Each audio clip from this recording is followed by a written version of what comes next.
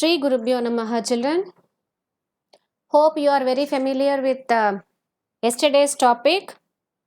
Yesterday we were talking about the connection of capacitors in series and parallel, and we were also discussing about the effect of dielectric.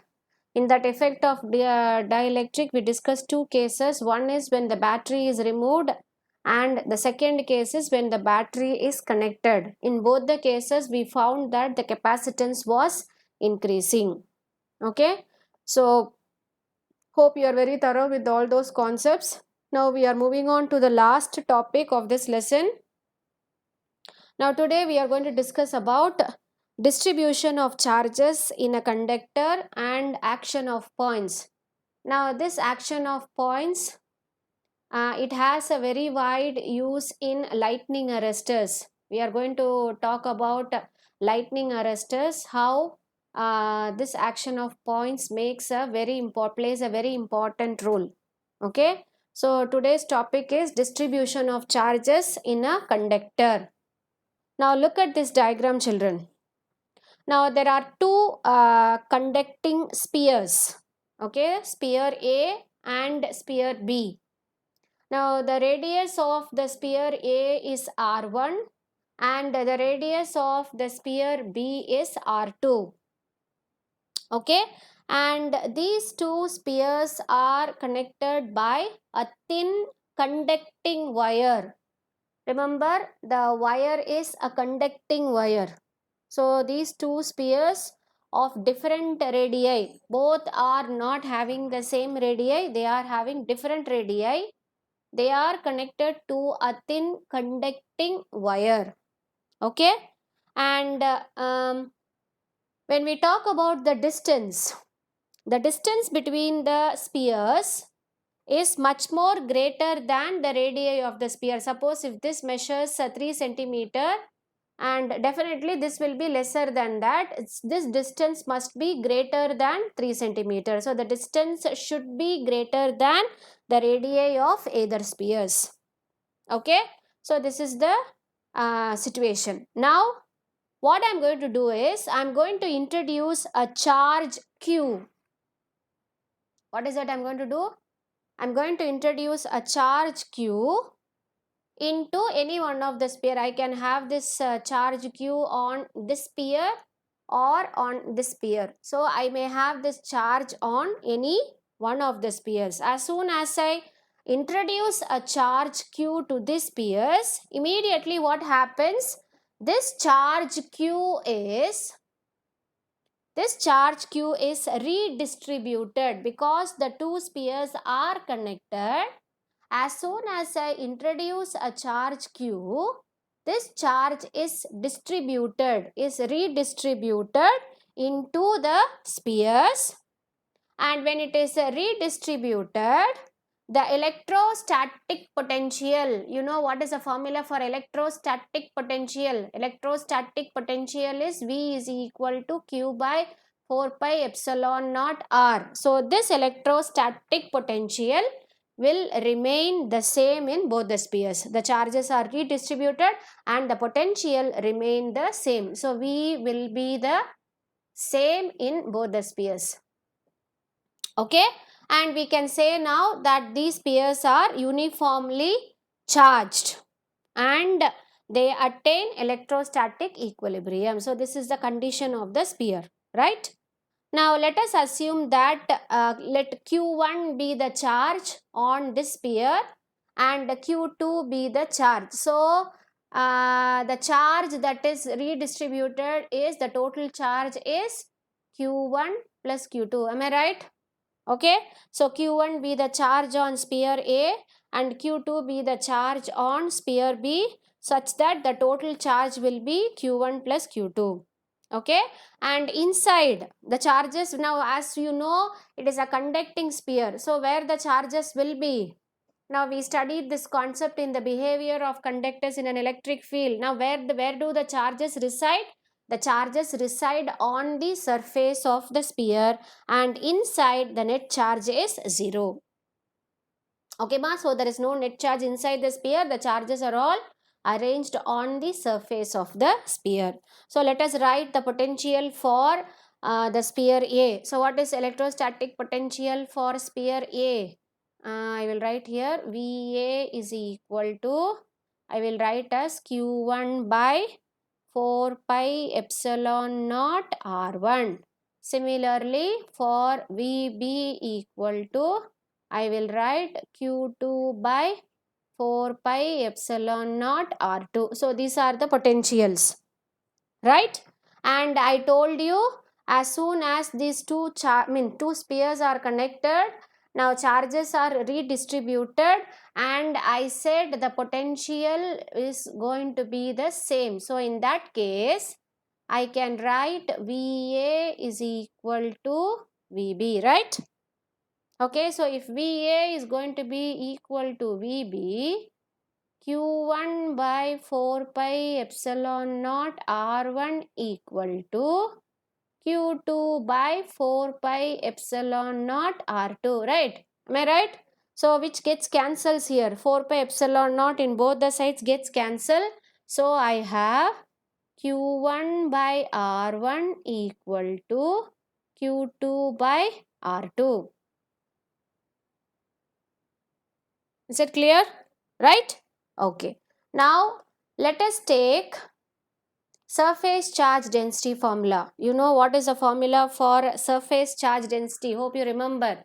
Now where I will write here. Okay. Surface charge density general formula. Sigma equal to Q by A, or Q is equal to sigma into A. This is the formula for surface charge density. Now with respect to these two spheres, I am going to write the formula for Q1 and Q2. So let us write for Q1. So Q1 is surface charge density will be sigma 1, and it is area of, what is the diagram? It is a sphere. So what is area of the sphere? Area of the sphere is 4 pi r square. So sigma 1 4 pi r1 square. So this is Q1. So Q1 is 4 pi r1 square into sigma. Similarly, I will write for Q2. Q2 will be sigma 2 4 pi R2 square. So these are the charge densities. Charge densities on the surface of the sphere A and B. Is it clear? Now I am going to substitute these values in this equation. Let me write this equation as 1. Substitute this value here. When I substitute, I have sigma 1 4 pi R1 square by R1 equal to Q2 is sigma 2 4 pi R2 square divided by R2. So 1 R1 gets cancelled. Here R2 gets cancelled, 4 pi gets cancelled. So I have a relation sigma 1 R1 equal to sigma 2 R2, or in general I can write sigma R is equal to a constant. This is a very important relation. How the charges are distributed. So if sigma r is going to be a constant, I can write sigma is inversely proportional to the radius. Is it clear? So it is inversely proportional to the radius of the sphere, which means if the radius is going to be smaller, okay, if the radius is going to be smaller, the charge density will be larger. Charge density in the sense the amount of charges that are present will be more if the radius is going to be lesser. So suppose when I consider these two conducting spheres, in which sphere you have more charge density? You have more charge density to be here in the sphere B. Is it clear? Charge density in the sense sigma, that is the value of sigma should be. Is it clear? Am I making you the concept clear? So this is a very important relationship, children. Sigma r equal to constant. How the charges are distributed on the surface. And I'm going to explain you what is action of points based on this. So this is a very important basic derivation part of this, and based on this there is a sum that is discussed, which I'm going to do it because it is a lengthy sum. So I thought I will solve this. Okay, so let us read the sum.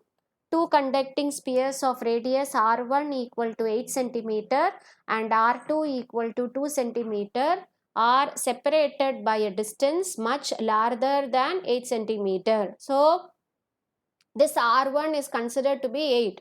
So definitely the distance will be greater than this, as I said you in the previous topic.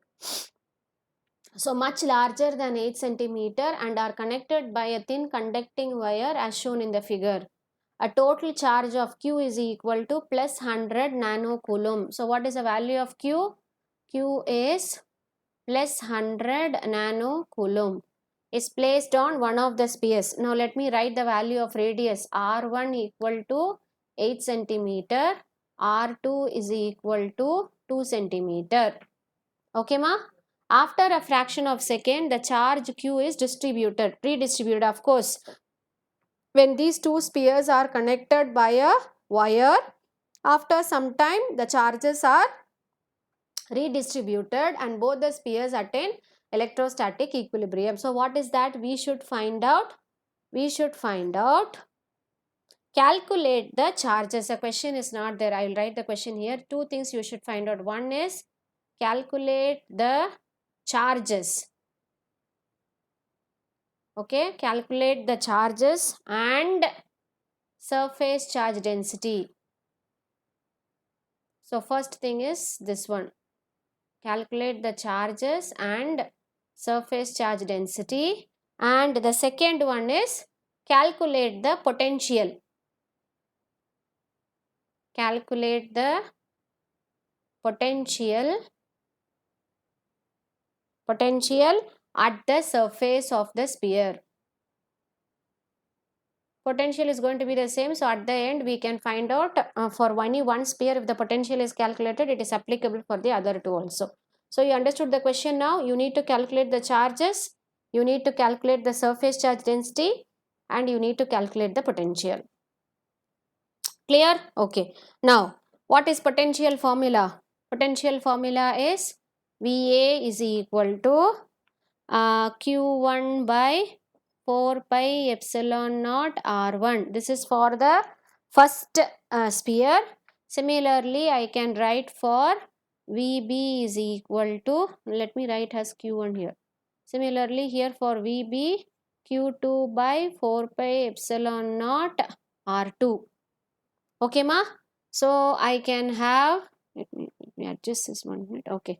Now let me have VA is equal to VB. So when VA is equal to VB, I have Q1 by R1 is equal to Q2 by R2, right? This 4 pi epsilon naught gets cancelled.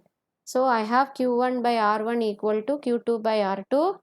Let me go to the next page. I will write it once again. Q1 by R1 equal to Q2 by R2, or I can have the value of Q1 is equal to R1 by R2 into Q2. So to find out the charges, first what I'm going to do is I'm going to find out the value of charges, right? So what is the total charge?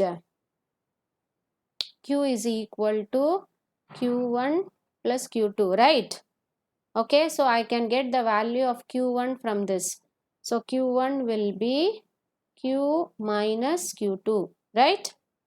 Right? Now substitute for Q1 as here in this form. So Q1 is equal to R1 by R2 into Q2 is there. No, in this equation, you substitute the value of Q1. So in that case, I have Q minus Q2 equal to R1 by R2 into Q2.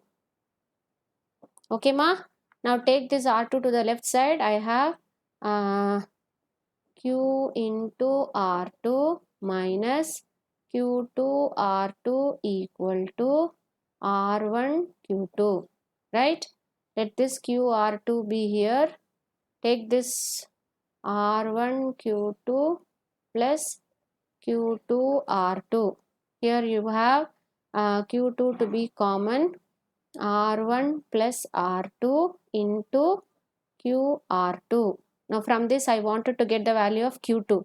So Q2 is equal to QR2 by R1 plus R2. This is your equation that is given there. So that you will get value of Q2 to be QR2 by R1 plus R2. Now I am going to substitute.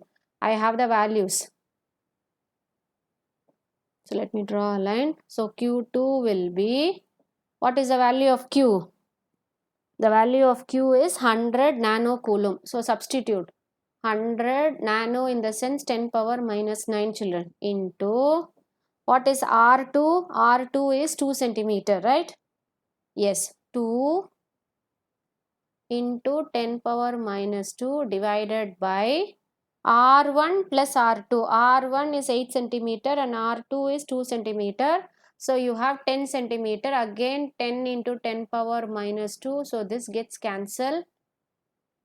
Okay, so I have the answer for here as 10 one time, 10 10 times. So 10 twos are 20. 20 into 10 power minus 9 coulomb. So which is the value of Q2. Okay, so from this I can find the value of Q1. Q1 is Q minus Q2. What is Q? I'll write here 100. Q is 100, right? What is the value of, yes, Q is 100 nanocoulomb. Again 100 nano is 10 power minus 9. And here also I have 10 power minus 9 which comes out as common. So here I have 80 nanocoulomb which is the value of Q1. So I have found out the value of Q1. I have also found out the value of Q2 to be 20 nanocoulomb. So first answer I have found out. I have found out the value of Q1 and Q2. The next I need to find out the electric charge density formula. Electric charge density formula, sigma 1 equal to Q by 4 pi R1 square. Similarly, sigma 2 equal to Q by 4 pi R2 square. Sigma is Q by A. Okay, so I need to find out the value of sigma 1 here. So sigma 1 equal to, what is Q1? Here it is Q1, here it is Q2.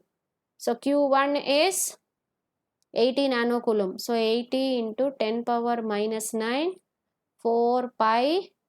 What is R1 square? R1 is 8, right? 8 centimeters. So it is 64 into 10 power minus 4. So when I simplify, I will get the value of sigma 1 to be 0.99 into 10 power minus 6. And the unit is coulomb per meter square because it is surface charge density. Similarly, I will calculate sigma 2.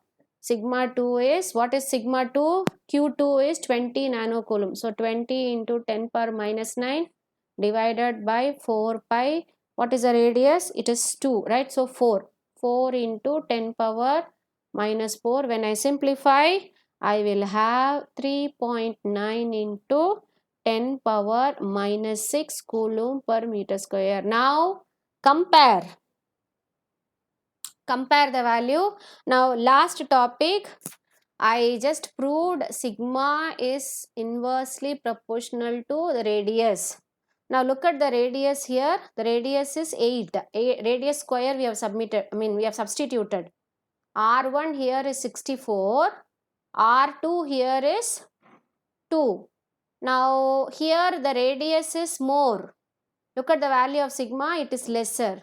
Here the radius is lesser. Look at the value. The sigma is more. So we have proved the sigma inversely proportional to 1 by r. Lesser radius, greater will be sigma. Greater the radius, lesser will be the value of sigma. So we have proved that sigma 1 by sigma 2. Sigma 1 by sigma 2 is equal to R2 by R1. So this is what we have proved. Okay. So second also we have found out. Calculate the charge and we also found out the first part. Calculate the charges and surface charge density. What the second one? Second one is we need to calculate the potential. So potential, as I said, potential will be the same. So any one potential, if we are going to find out, that is enough. So that will be the same for the next sphere also. So let us find out the potential for one sphere alone, which is given as, let me adjust this. VA, what is the potential formula? VA is equal to Q1 by 4 pi epsilon naught. What is the formula? R1. So Q1 is, what is Q1? Charge Q1 is 80. 80 into 10 power minus 9 into 1 by 4 pi epsilon is 9 into 10 power 9 divided by, what is R1, children? R1 is 8. So 8 into 10 power minus 2, because it is in centimeter. So what is the potential value? Potential value is, you will get 9 kilovolt, which is potential of A. Now this will be the potential for B also. So this is how you are solving a problem. The problem looks lengthy, but when you understand the concept clearly, this is nothing. Okay, so hope you understood. Being a lengthy problem, I myself solved it. So go through it and work it out once again. So with this, we are going to the very important topic based on the topic what we discussed last, which is action at a point or corona discharge. Discharge is nothing but leakage. So what is action at a point, or otherwise it is also called as corona discharge. Okay, so now look at the diagram. Now here we are going to consider a charged conductor. A charged conductor. Now this is of irregular shape. Yes or no? Okay, now look at this. Now here we consider two spheres. Now this is the irregular shaped conductor. We consider two spheres inside it. One is a larger sphere, the other one is a smaller sphere whose radius is very small. Okay, now smaller the radius of curvature. Now as far as this portion is concerned, the radius of curvature at this portion is very small, right? Okay, so smaller the radius of curvature, smaller the radius of curvature, greater will be the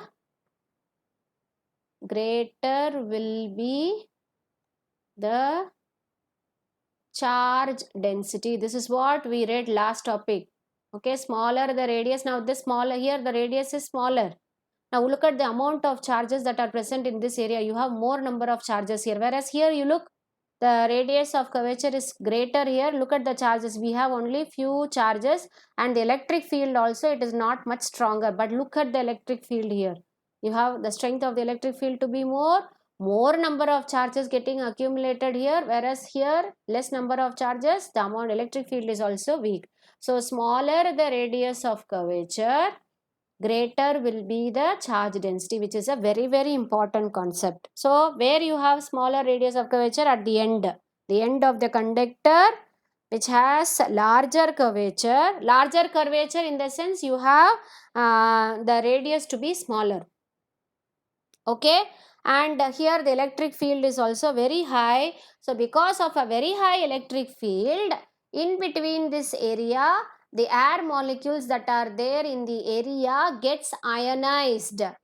Okay, gets ionized, and all the positive ions gets repelled and all the negative ions will get attracted. Now this is going to be the principle for the next topic which we are going to learn, lightning arrestor as well as this Van de Graaff generator. Okay, so when you have a very high electric field, this electric field will ionize the air molecules. When air molecules are ionized, positive and negative charges are separated. So positive charges are repelled and negative charges are attracted. Okay, so which reduces the total charge of a conductor. So this is the principle of action of points. So here at this point, all the charges starts leaking. So because the charges are leaking, you call this phenomenon as action at a point, or otherwise it is also called as corona discharge.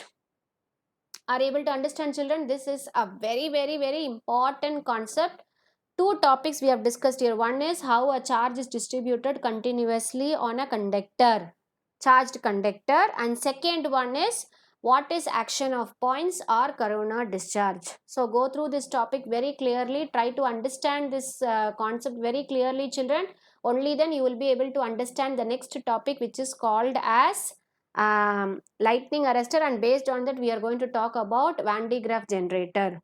Okay, so see you tomorrow, children. Go through the topic. Okay, ma?